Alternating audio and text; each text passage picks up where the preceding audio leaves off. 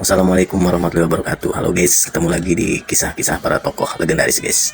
Oke, kali ini kita akan bahas seorang tokoh yang sangat familiar di daerah Betawi atau di Jakarta guys, yaitu tokoh Si Pitung. Kita tulis aja cerita di sini, Si Pitung jagoan Betawi dari Kampung Rawabelong. Oke, Si Pitung adalah tokoh jagoan legendaris guys dari Kampung Rawabelong Betawi, Jakarta. Sangat populer. Cerita Si Pitung sering dituturkan dalam bentuk sejenis balada, syair, cerita rakyat ataupun lenong Betawi, bahkan pernah diangkat menjadi sebuah cerita film nih guys. Nah, menurut sejarawan Belanda Margaret van Til dalam In Search of Si Pitung, The Story of Indonesian Legend, cerita maupun sosok Si Pitung ini memang benar adanya dan juga bukan hanya mitos belaka guys.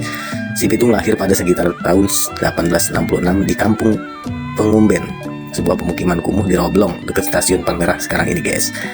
Nama asli Si Pitung adalah Ahmad Nitikusumah, versi lain dari media Melayu Hindia Olanda saat itu menyebutkan nama asli Si Pitung adalah Salihun.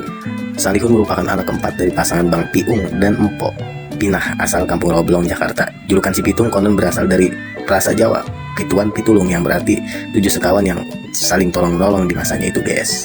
Nah, di masa anak-anaknya Si Pitung atau masa kecilnya Si Pitung, kita panggil Pitung aja langsung guys. Nah, dia berguru di pesantren Haji Naipin guys, tempat ia diajari ngaji, dilatih pencaksilat dan dibiasakan untuk selalu waspada terhadap keadaan di sekelilingnya guys. Nah, Si Pitung ini dikenal sebagai seorang pemuda yang mempunyai karakter pemberani. Bagi masyarakat Betawi, sosok Si Pitung adalah seorang pahlawan karena keberaniannya dalam melawan kesewenang-wenangan tuan tanah dan komando Belanda atau di Batavia di waktu itu guys. Tetapi lain lagi di mata para penjajah dan juga tuan tanah guys. Si Pitung di mata mereka nggak lebih dari seorang bandit, seorang penjahat yang suka merampok harta-harta konglomerat pada masa itu guys, terutama para kaum Tionghoa dan juga para demang-demang di zamannya yang suka merampok hasil-hasil dari penjualan-penjualan ataupun dari pajak-pajak yang direbut dari rakyat Betawi waktu itu guys. Nah, para komuni Belanda dan juga tuan tanah pada saat itu merasa sakit hati karena perbuatan Si Pitung dan kawan-kawan, maka diputuskanlah untuk melawan para bandit-bandit yang menurut mereka yaitu Si Pitung dan kawan-kawan. Nah, maka dari itu kemampuan bela diri Si Pitung makin hari makin membuat was-was para tuan tanah yang ada di Batavia guys. Kemudian sekitar tahun 19 atau 1892, Si Pitung melakukan aksi perampokan yang cukup menggemparkan Batavia. Aksi perampokan tersebut menyebar luas guys sampai dimuat dalam surat kabar Hindia Olanda pada 10 Agustus 1892. Kabarnya, rumah yang dirampok itu merupakan kediaman Haji Saktiudin, yaitu tuan tanah asal Bugis, Sulawesi Selatan. Peristiwa ini bukanlah terjadi 1-2 kali. Pitung kerap merampok rumah tuan tanah lain untuk mengambil hasil rampasan mereka dan membagikannya kembali ke warga miskin gitu guys.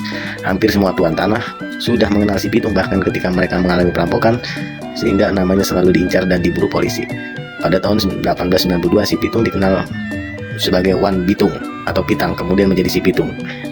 Si Pitung juga dianggap pemberontak sehingga orang-orang Belanda ingin dirinya ditumpas, seakan-akan mereka ini tidak bergerak bebas dalam menindas orang-orang kecil.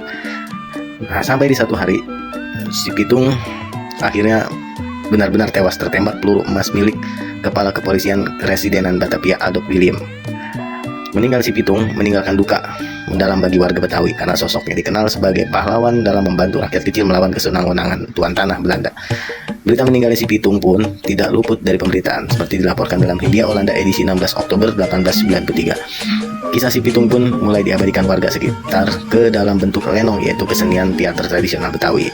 Sosok Si Pitung digambarkan sebagai pemuda gagah berani, tampan, baik hati, dan handal dalam bela diri. Kemudian kisah ini diadaptasi ke dalam film berjudul Si Pitung pada tahun 1930. Salah satu tempat bersejarah yang menjadi bekas jejak yaitu Museum Rumah Si Pitung berada di kawasan Kampung Merunda Pulau Cilincing, Jakarta Utara. Nah, rumah tersebut diyakini sebagai kediaman saudagar Haji Saktiudin yang pernah dirampok sama Si Pitung dan kawannya. Bangunannya juga masih khas berupa rumah panggung. Pada tahun 1999, rumah tersebut dijadikan bangunan cagar budaya berdasarkan peraturan daerah Provinsi DKI Jakarta nomor 9 tahun 1999 dan diberi nama Rumah Si Pitung. Itulah sekilas sejarah Si Pitung yang dijuluki sebagai jagoan bela diri karena aksinya yang kontroversial namun kisahnya tetap abadi bagi warga Betawi. Sumber ini dari liputan6.com, Wikipedia dan lain-lain. Kalau ada kekurangan mohon maaf guys. Sampai jumpa di cerita tokoh yang selanjutnya. Assalamualaikum.